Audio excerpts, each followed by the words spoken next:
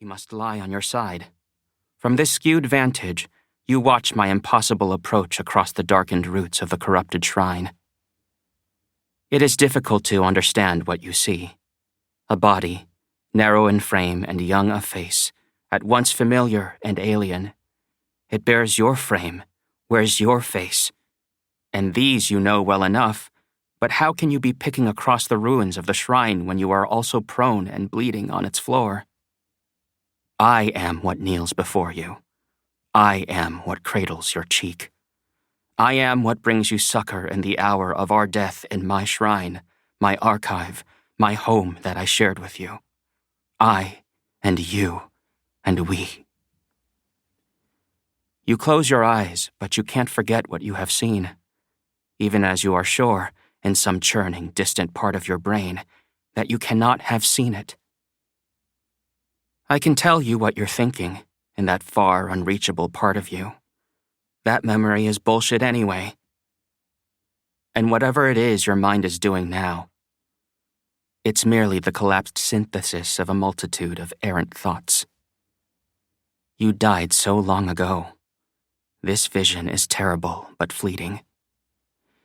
It is much worse than that, my whole, my Sunai. I have always been with you. I have always been you. And though this is true, it is and will always be. I don't expect your hand at my throat. You seize me by the gullet and drag me close. Your every movement is sweep after sweep of encompassing pain, but you have stunned me, and that satisfies. Where am I? You hiss into the face that is yours, mine, ours. What's happening to me? I lean into your grasp. I touch my mouth to my mouth, our mouths together. I say I, and I, and I. 1. The letter catches up to Sunai in Gamor, where it's always a little too cold not to hate having fingers.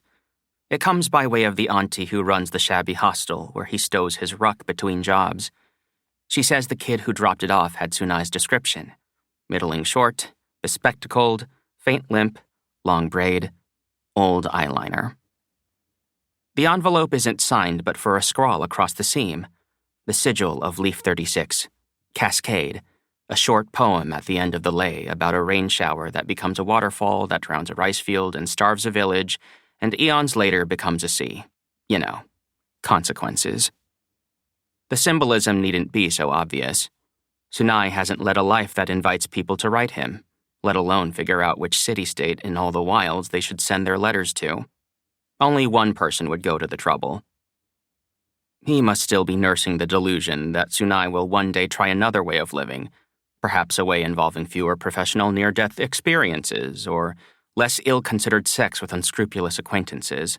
Ideally, a way of life that would begin with a long, agonized reckoning with his shoddy excuse for a brain.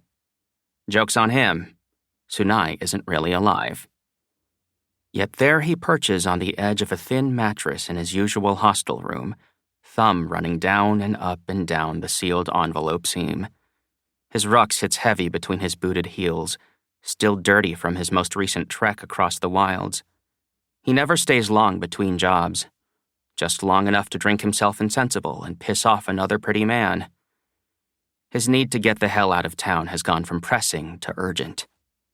If a letter can find him, so can its sender.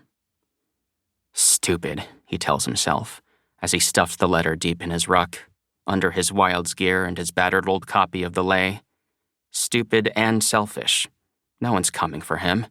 No one would bother. Sunai burns his bridges well and good. Clearly not well enough. And stubborn. Sunai shoulders the ruck. He means himself, obviously, but he means the writer, too.